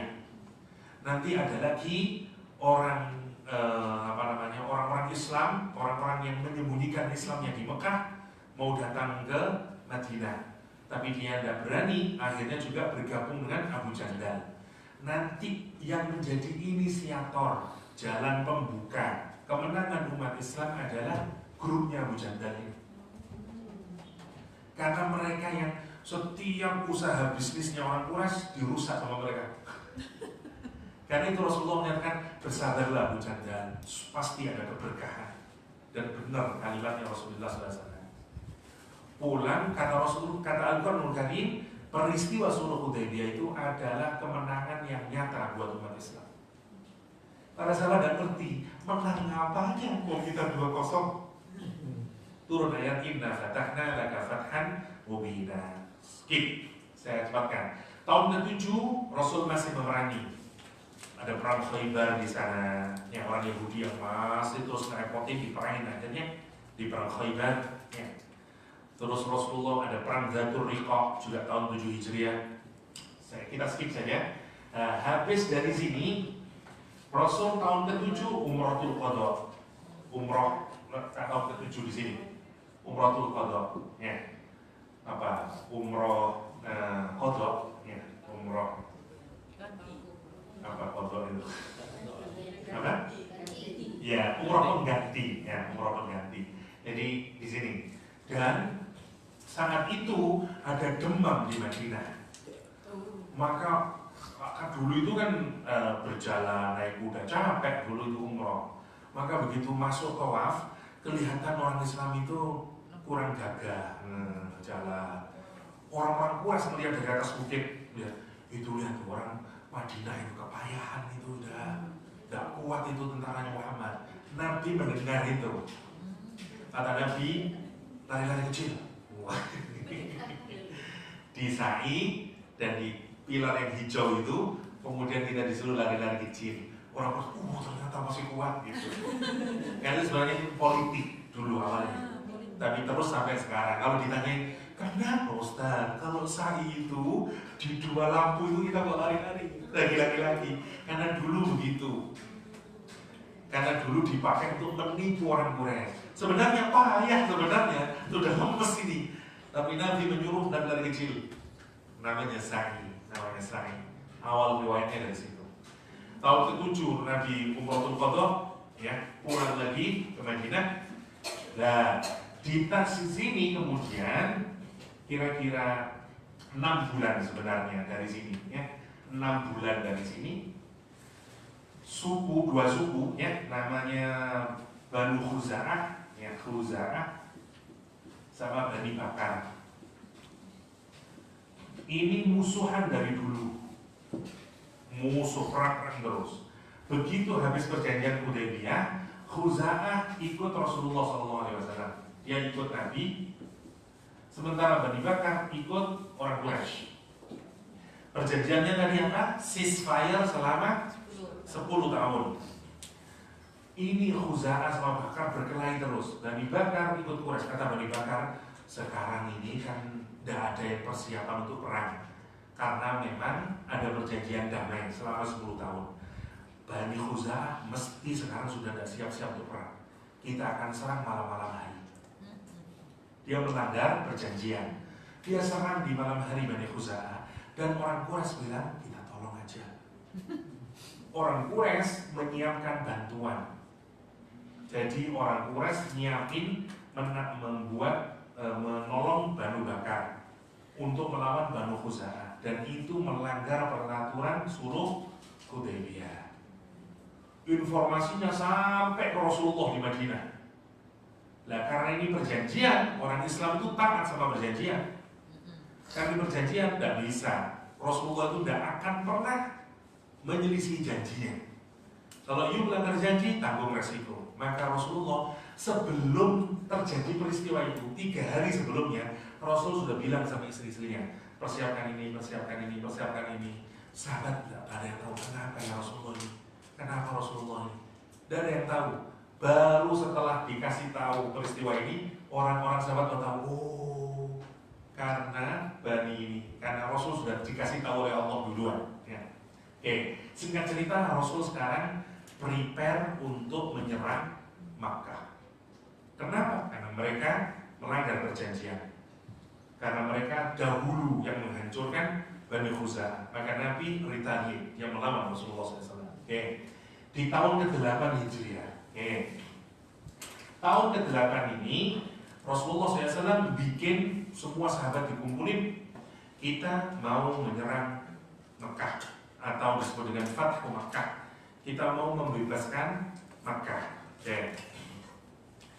Caranya untuk mengecohkan, biar tidak tahu, Rasul mengecohkan dengan membuat satu pasukan dipimpin oleh satu sahabat Nabi ke arah A, sementara pasukan yang paling besar itu ke arah B. Asumsinya orang Quraisy biar mikir bahwa oh, Nabi tidak menyerang kita, Nabi sedang berperang dengan kelompok yang lain. Karena yang sini arahnya ke Mekah, yang sini arahnya bukan ke Mekah. Itu taktiknya Rasulullah SAW. Sementara di Mekah sekarang, ya kalau dulu perangnya tidak langsung di tengah kota. Perang dengan orang Mekah di Badar, ya, di Uhud. Sekarang tidak, perangnya mau ke kota, jantung kotanya Mekah. Sementara di kota Mekah itu tidak hanya orang-orang militer, ada ibu-ibu di sana, ada anak-anak di sana, banyak sivilian di sana. Ada sahabat Nabi namanya Hatib bin Abi Balta'ah. Ini ahli Badar sini. Mikir ini kalau nanti jadi perang, saya punya banyak saudara di Mekah, masih kufur. Ada bibi saya, ada keponakan saya, bukan militer nih, bukan orang yang memusuhi Nabi. Tapi orang-orang yang tinggal di Makkah, dia takut nanti karena kalau perang mesti menang Rasulullah SAW. Dan nanti saudara-saudara saya itu mati semuanya. Akhirnya dia membocorkan rahasia negara. Perang tadi itu, yang siasat perang yang itu ditulis sama dia, dibikin satu kertas. Ada perempuan namanya Sarah. Sarah ini datang ke Madinah. Dia bilang ke Rasulullah SAW, ya Rasul, gara-gara perang Uhud, gara-gara perang Badar, gara-gara perang Khandaq, saya sekarang tidak punya suami, tidak ada bapak, tidak ada paman, tidak sekarang saya miskin. Saya minta uang kepadamu. Gara-gara peperangan itu saya jadi kesusahan. Nabi ngumpulin, oke kasih aja, ini banyak ngomong ini, kasih duit lah. Oke, pulang dia di perjalanan, Hatib bin Abi Balta'ah ngasih duit 10 dinar kalau saya keliru, dan dikasihkan tolong surat ini, yaitu rahasianya peperangnya Rasulullah SAW, strateginya kasihkan kepada saudaraku yang ada di sana. Tidak ada yang tahu satupun sahabat Nabi. Pulang berjalan perempuan ini, Nabi Muhammad kedatangan malaikat Jibril. Ada sahabatmu membocorkan rahasia. Rasulullah SAW sudah menyatakan, kata Rasulullah kepada Ali bin Abi Thalib, kepada Mikdad, susul perempuan itu, ambil suratnya, susul ke sana. Kata perempuannya, nggak ada. Dibuka bajunya, nggak ada, semuanya nggak ada. Kata Ali bin Abi Thalib, aku akan bikin kamu telanjang, atau aku akan bunuh. Serahkan suratnya. Ada dia Ali yang ngomong, takut dia. Diambil dari gulungan rambutnya, karena suratnya dimasukkan ke gulungan rambutnya dan diberikan. Ya, sampai nanti menjadi salah satu surat Al-Mumtahanah yang menceritakan kisah ini. Ya, kisahnya Hatib bin Abi Balta'ah. Umar kemudian bilang ke Rasulullah, ya Rasulullah, berikan aku penggal kepalanya Hatib. Sahabat Nabi, ahli Badar. Rasulullah SAW menyatakan, hei Abu Bakar, hei Umar, kata Rasulullah SAW. Abu Bakar ditanya, benar kamu yang ngasih surat? Iya ya Rasulullah. Kata Hatib bin Abi Balta'ah, demi Allah, aku cinta sama Allah, aku cinta sama Rasulullah SAW, dan tidak ada sedikit pun aku menyukai kesyirikan dan kekufuran, kecuali dia menyebut, Abu Bakar, kamu kan enak, istrimu, saudaramu, anak-anakmu ada di Madinah. Hei semua sahabat Rasulullah, semua kalian bawa saudara-saudara, bawa keluarga, semua ke Madinah. Saya sebatang kara di Madinah. Semua keluarga saya ada di Mekah. Saya nitipin surat semata-mata hanya karena saya takut keluarga saya mati semuanya nanti kalau ada Fatu Mekah. Kata Rasulullah, dia benar. Terus kata dia, kata Abu Bakar, tapi tetap salah. Kata Umar, nggak bisa membocorkan rahasia negara, hukumannya mati. Hukumannya mati. Rasul menyatakan, Umar, tidakkah kau lupa bahwa Hatib bin Abi Balta'ah adalah Ahlul Badar. Ahlul Badar itu Allah menyatakan, berbuatlah sesukamu karena Allah telah mengampuni kalian. Itu hebatnya Ahli Badar. Karena itu di Indonesia ada ulama kemudian yang membuat sholawat Badar untuk membuat, karena dulu dalam peperangan agar terpompa semangatnya, yang kemudian terkenal. Itu karangannya orang Indonesia. Yang salatullah salamualaikum bi ahlil badri ya Allah. Salatullah itu salah satu ulama di Indonesia, bukan karyanya orang Arab, tapi itu dibikin untuk menggelorakan semangat bi ahlil badri ya Allah, dengan ahli Badar ya Allah. Dulu waktu peperangan. Sekarang dipakai waktu demonstrasi sama mahasiswa. Allah Gurumi Alif Fadri. Itu kisahnya. Oke. Nah, akhirnya Nabi Muhammad tetap suratnya diambil, terjadi Fatu Makkah. Nabi masuk, nah mulai nanti surat Taubah itu turun. Nah, begitu Nabi sekarang jumlahnya besar, Nabi masuk kota Mekah. Sebelum masuk ke kota Mekah, ya, Abu Sofyan masuk Islam. Saya tadi keliru yang cerita Abu Sofyan. Nah, ini setelah ini Abu Sofyan pergi ke Madinah karena Abu Sofyan pemimpinnya orang Quraisy saat itu. Kata Abu Sofyan, aduh, ini kalau beritanya sampai ke Rasul, mesti Nabi Muhammad memerangi kita. Gak mungkin enggak, kata Abu Sofyan. Karena itu dia datang jauh-jauh dari Mekah ke Madinah untuk mau negosiasi, udahlah Muhammad, maafkanlah kami ini salah, itu maunya. Tapi saya tidak mungkin negosiasi sama Rasulullah SAW langsung. Dia datangnya Abu Bakar dulu. Abu Bakar tidak ngomong apa-apa. I don't know, itu Rasulullah. Pagi lagi, dia lama tinggal di Mekah, tinggal di Madinah, karena ngeprut satu-satu, lobbying, political lobbying itu dilakukan. Jadi ini ke partai Abu Bakar mentok, ke partai Ali bin Abi Thalib, Ali dan gubris, ke partai Umar bin Khattab, nggak gubris. Sekarang tak terima, sorry, bahasa gaul itu, ya tidak menerima. Sikapnya kemudian cuma satu sekarang terakhir, putrinya sendiri. Politikus biasanya kalau kokoh dari perempuan hancurnya. Di Indonesia ada menteri yang terkenal bersih, master clean, tapi akhirnya masuk penjara gara-gara istrinya siap menerima suap. Tidak bisa dikasih lewat belakang dia. Lewat istrinya dikasih, oke, yang akhirnya kena juga. Sama, udah dari dulu gayanya begitu itu. Sekarang dia bilang, oke, saya tidak bisa nge-approach langsung melalui sahabatnya, aliansinya nggak bisa. Sekarang saya datang melalui istrinya Nabi, dan kebetulan istrinya adalah anaknya. Ini jalan yang sangat baik. Anaknya ternyata sudah bukan seperti anaknya. Ya, duduk di karpet aja udah dikasih sama Ummu Habibah. Karena itu Abu Sofyan, gila, buntu semuanya. Dan dia pulang. Setelah nanti sebelum Fathu Makkah, Abu Sofyan masuk Islam. Dan kebayangin, kalau Anda yang sebagai Nabi, kira-kira menerima nggak Islamnya Abu Sofyan? Musuh umat Islam sejak di Badar, berapa sahabat mati gara-gara kepemimpinannya Abu Sofyan. Tapi nanti dia menerima Rasulullah, masuk Islam. Dan karena pemimpin besar, bahkan nanti di Fathu Makkah, Rasulullah SAW menyatakan, Man dakhala dara Abu Sofyan faqad amana. Siapa yang masuk rumahnya Abu Sofyan aman.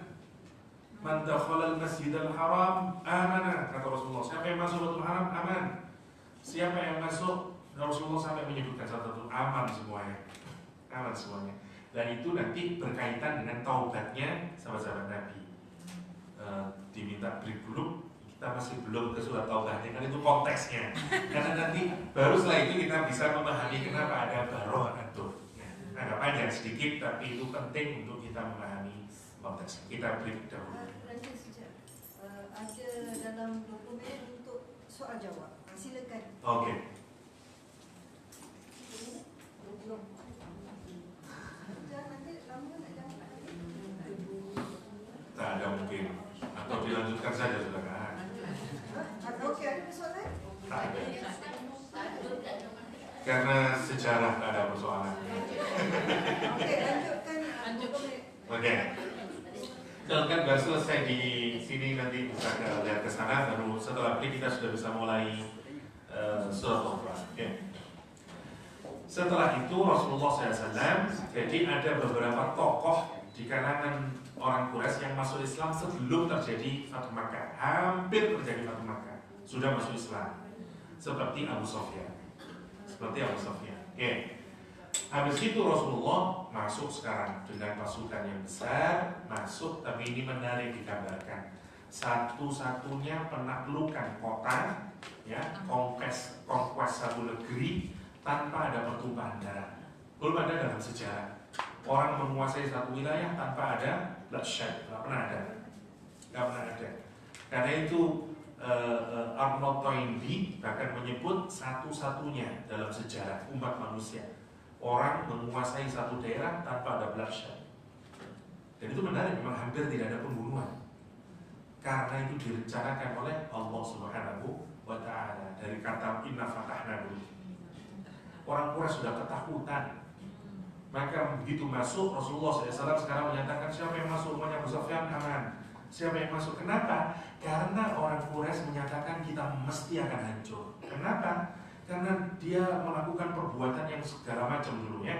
Nyakitin umat Islam, membunuh orang Islam, mengusir orang Islam, bahkan mengusir orang Mekah keluar dari Mekah. dia tidak bisa membayangkan apa yang akan terjadi pada dia. Sebagian perempuan bahkan rela menggores-gores wajahnya biar tidak kelihatan cantik karena dia takut nanti kalau kita menang kita akan diambil sebagai budaknya orang-orang muslim, karena ketakutan mereka. Padahal Nabi kemudian mengumpulkan semua orang dan Nabi kemudian berdiri menyatakan Rasulullah berpidato singkatnya asyhadu an la ilaha illallah dan segala macam. Rasul menyatakan, Nabi menyatakan, apa yang akan aku katakan kepada kalian? Orang-orang Quraisy menyatakan, kamu pasti akan menyatakan sesuatu yang baik karena kamu adalah orang baik, putranya orang yang baik. Rasul menyatakan, aku hanya akan mengatakan kepada kalian sebagaimana Yusuf berkata kepada saudaranya, la tathriba alaikumul yawm idhabu fa antumut tulaqa. Itu kalimatnya Nabi.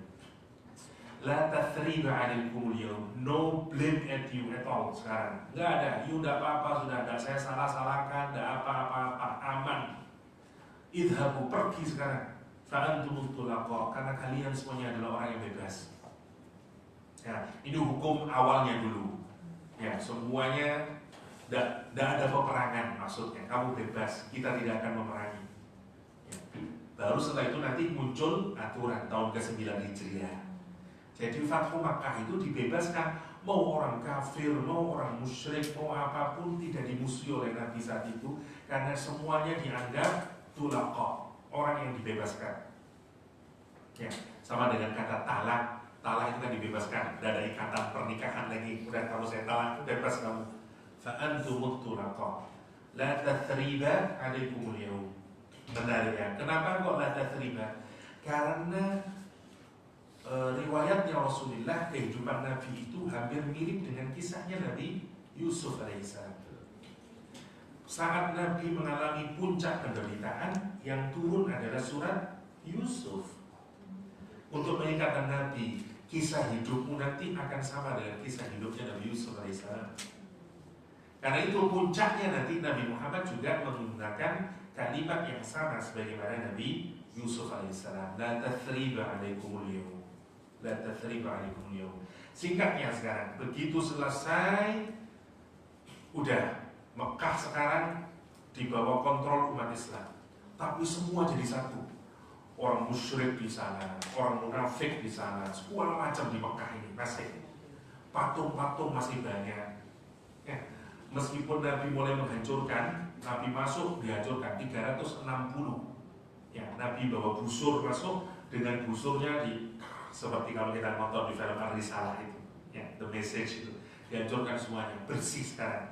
Jadi kotanya dibersihkan. Tetapi masih diperbolehkan orang musyrik, orang munafik untuk tinggal di Mekah dan beribadah. Orang Quraisy atau orang-orang Arab saat itu, karena mereka menganggap ini keturunannya Nabi Ibrahim, mereka tetap melakukan ibadah zaman dahulu itu. Ibadahnya ada dua.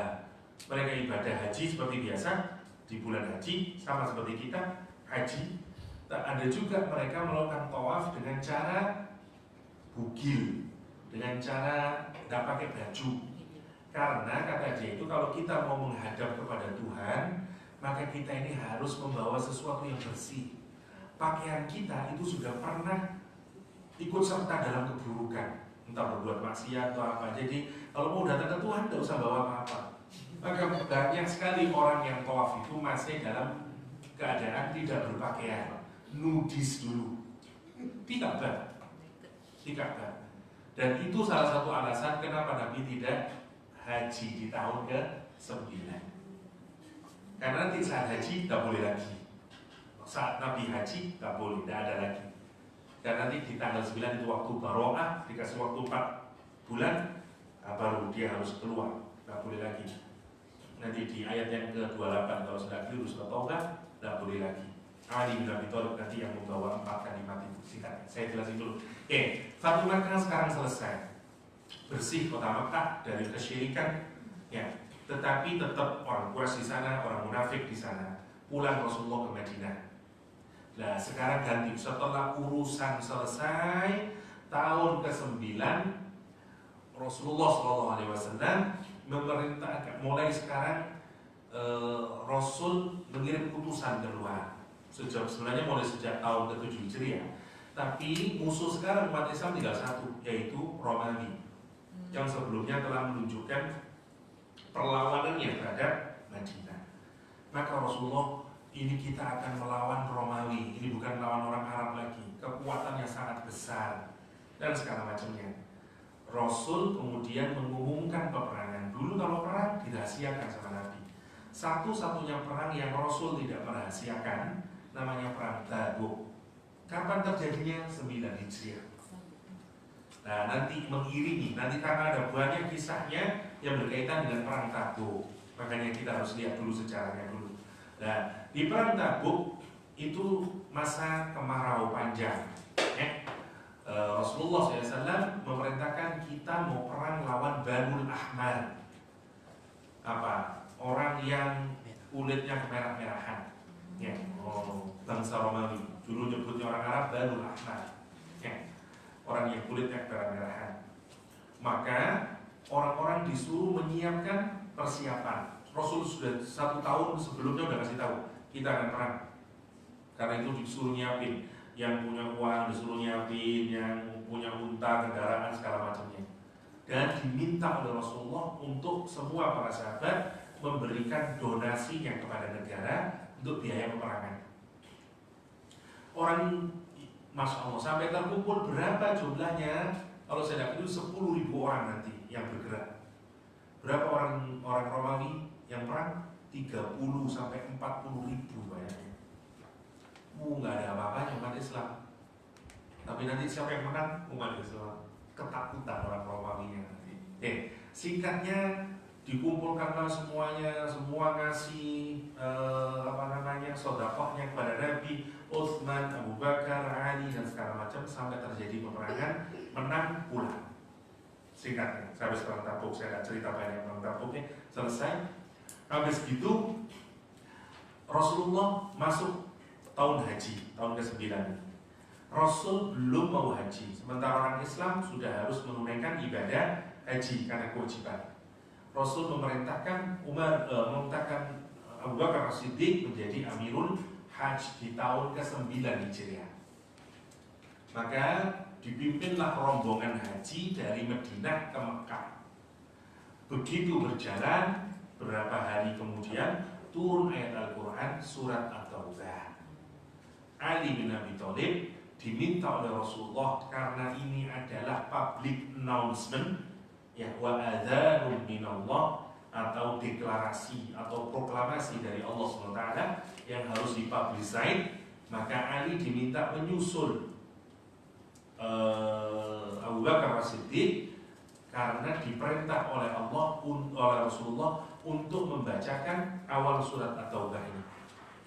Ali menyusul. Begitu ketemu Abu Bakar As-Siddiq, apa kata Abu Bakar? Amirun au ma'murun.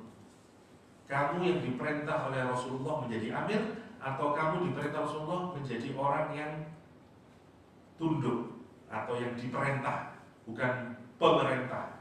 Kata dia ma'murun. Yang pemerintah tetap engkau, Abu Bakar As-Siddiq. Oke.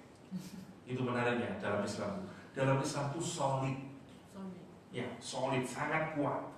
Dan dia tahu etika kepemimpinan. Karena nanti kalau ada 2 pemimpin rusak, nggak boleh. Makanya Abu Bakar begitu datang, siap Abu Bakar. Kalau Rasulullah minta kamu menggantikan saya pemimpin, saya taat. Itu Abu Bakar Siddiq. Makanya begitu jumpa Ali, pertanyaan pertama, Amirun atau Makmurun? Ya, Masya Allah. Ali menyatakan Makmurun. Oke. Dan nah nanti Abu Bakar yang koar-koar di Arafah, di Mina, Ali juga melakukan hal yang sama. Dan sekaligus sampai ke Yaman berita ini. Kenapa itu dikasih tahu? Karena dulu kalau musim haji, yang haji tidak hanya orang Islam. Semua orang haji, orang musyrik haji, orang munafik haji, dengan agamanya sendiri-sendiri. Bersama tapi tak sama. Bersama tapi tidak sama. Dulu semuanya campur gitu dulu. Nah, karena itu penting. Kenapa Rasulullah mengutus Ali bin Abi Thalib? Karena mulai saat tahun itu Allah ngasih pengumuman. Sekarang nggak boleh lagi. You hanya dapat waktu 4 bulan. Sekarang udah harus tegas. Kalau dulu masih soft, sekarang udah tegas. Yuk tinggal pilih sekarang. Kalau tetap mau dengan kesyirikannya, perang. Kalau enggak, oke, keluar dari kota suci. Nah, itu maksudnya. Atau yuk tunduk dengan aturan kita. Nah, itu yang menjadi cikal bakal turunnya surat At-Taubah. Turunnya surat Taubah. Karena mereka ini terus mengusik pemerintahan umat Islam, ya. Orang-orang munafik dan orang-orang musyrik itu tahun ke-9 Hijriah. Nah, setelah itu pulanglah Ali bin Abi Thalib ada 4 hal ya. Satu, perintahnya itu kalau dari dalam hadis 4 hal. Satu saya tuliskannya di sini. Yang pertama, ala la yahujju ba'dal am musyrikun. 4 hal yang dipesankan Rasulullah SAW, ya. Yang nanti menjadi dikaitkan dengan perang, dengan turunnya surat At-Taubah. Yang pertama, la yahujju ba'dal am musyrikun. Yang pertama, perintah yang pertama. Yang kedua, la yatufu bil bait uryanan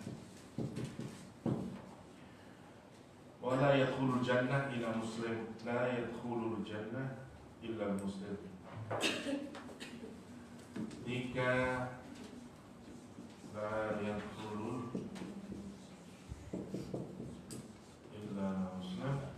Dan terakhir, wa man kana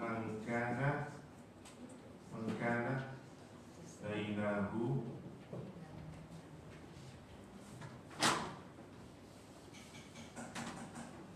wa baina Muhammad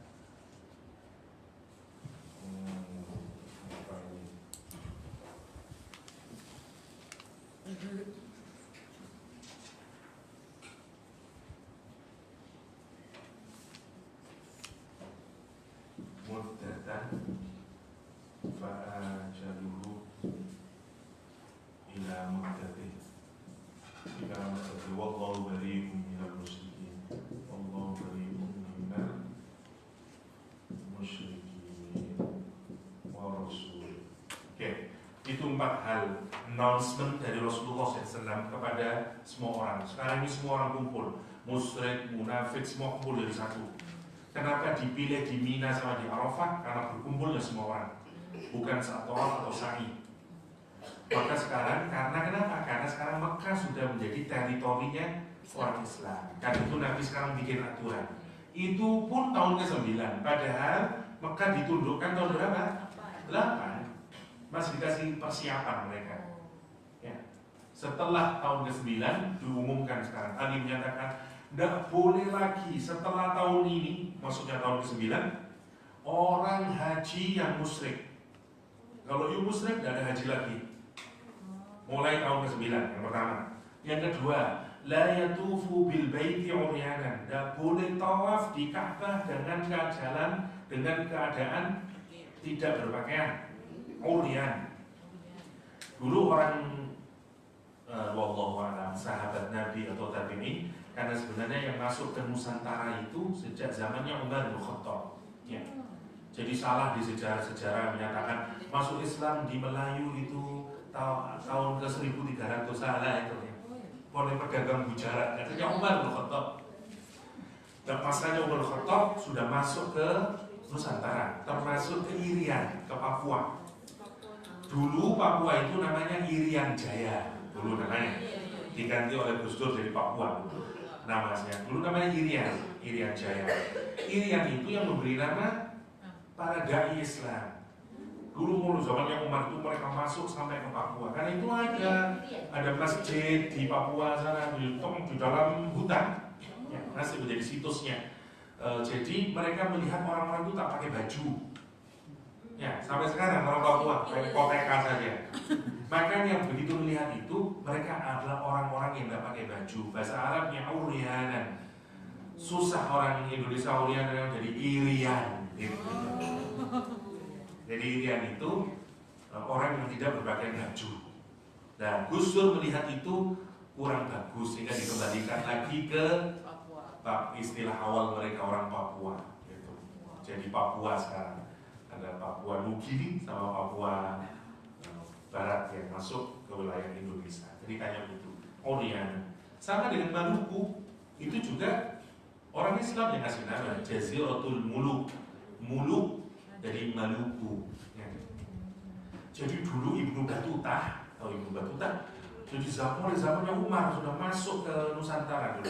Pertama di Aceh sana, di Malaka, Kerajaan Malaka, sampai di Andalas. Kalau di Sumatera ada namanya Andalas. Ya. Ada universitasnya, Universitas Andalas bahkan. Jadi Ibnu Battuta itu begitu sampai di Jawa atau sampai di Sumatera, dia melihat ini daerah kok indah sekali. Dia mengingatkan seperti Spanyol, seperti Andalusia. Dia melihat tanamannya, sungainya. Makanya dia ingat ini seperti tempatku berasal. Karena ibu itu orang Spanyol. Dia bilang ini seperti Andalus. Dulu Spanyol namanya Andalus. Makanya dia kasih nama Andalusia. Dia kasih nama Andalas. Di Sumatera namanya Andalas. Terus ya. Nah, dari mana catatan itu ada? Sampai sekarang ada di Oxford Uni.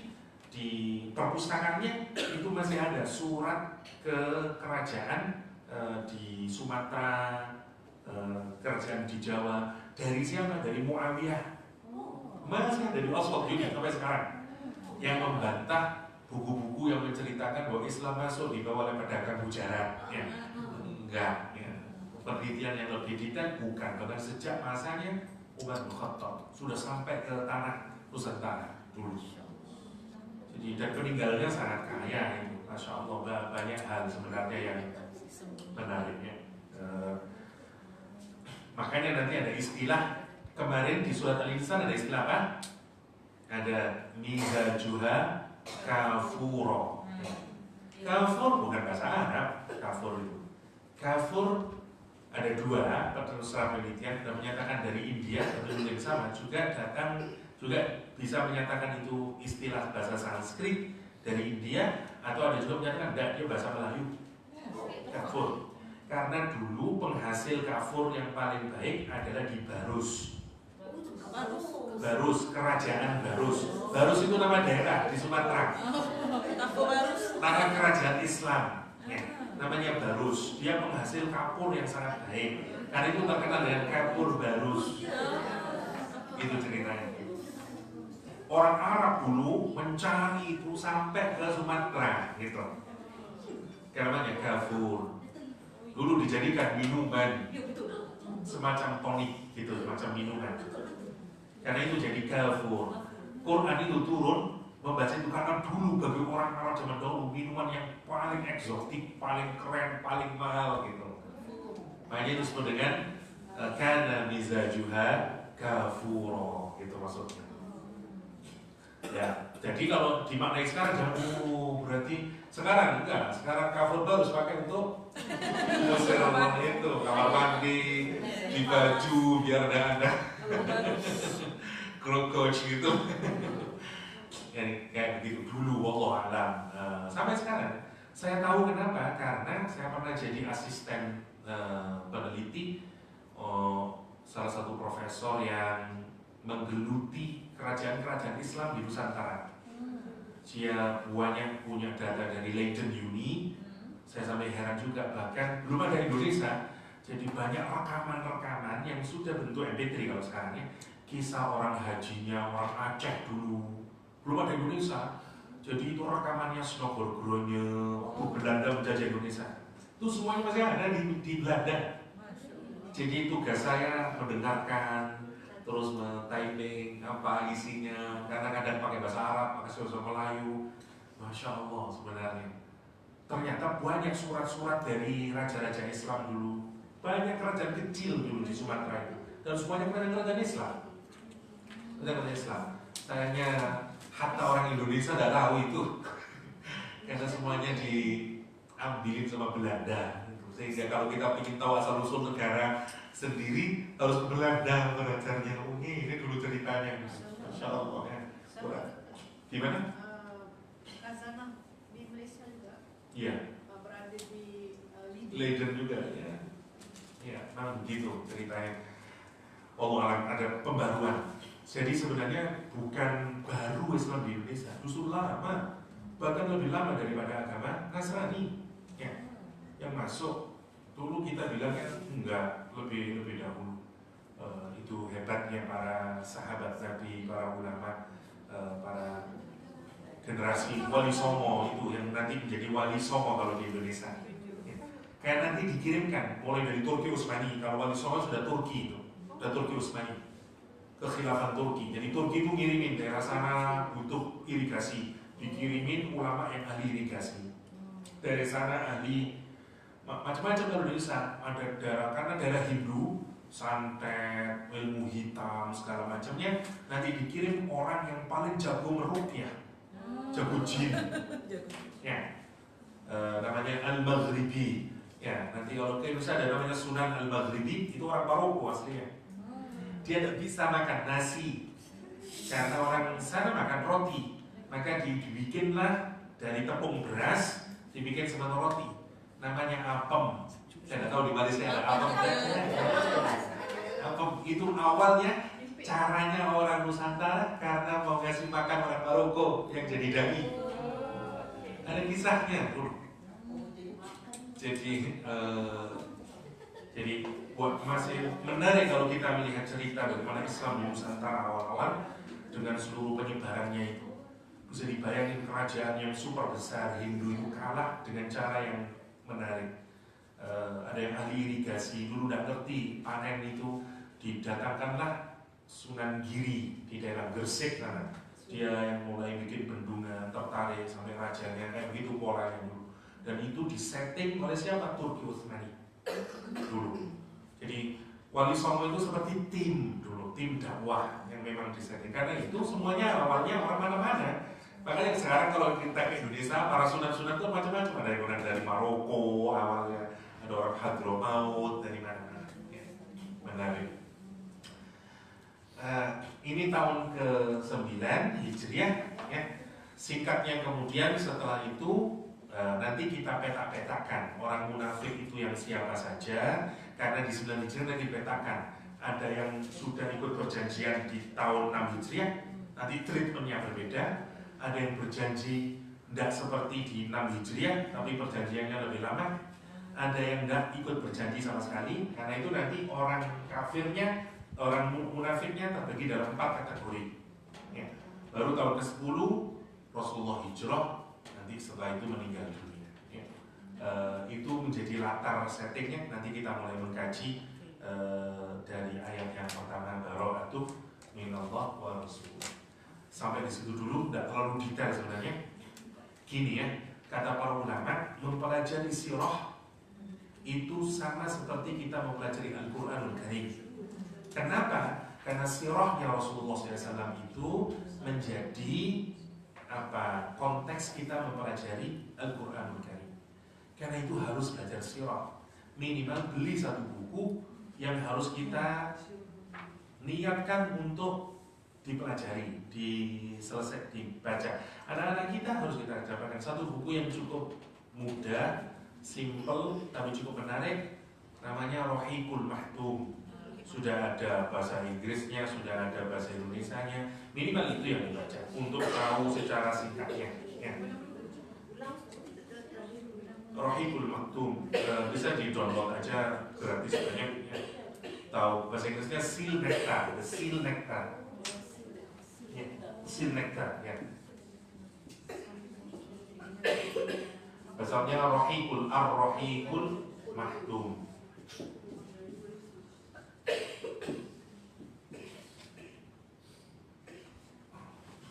Ar-Rahiqul Maktum. Kalau dalam bahasa Indonesia saya tidak tahu, mungkin sudah diterjemahkan juga ke bahasa Melayu. Ya. Karena itu buku yang cukup baik, grounded, sejarahnya landasan juga baik. Dulu Saudi Arabia bikin perlombaan penulisan sejarah Nabi Muhammad. Yang memenangkan ini Saifuddin Al-Mubarakpuri, itu yang memenangkan perlombaan. Orang India, dia menulis dengan cara yang sangat bagus, kuat, ada rujukan yang sahih, dan memenangkan perlombaan itu. Hanya terus diambil, kayaknya jadi warga negara Saudi sekarang dan kerja di bidang sejarah. Ya. Saifuddin Al-Mubarakpuri ya. Itu sil nektar atau minimal itulah, kalau nggak mau yang besar-besar seperti Ibnu Hisham terlalu besar ya.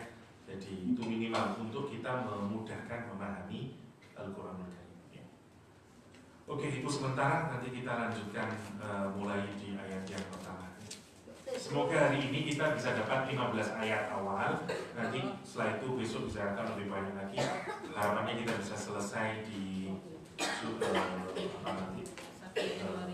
Januari sudah selesai 129 ayat dari surah At-Taubah.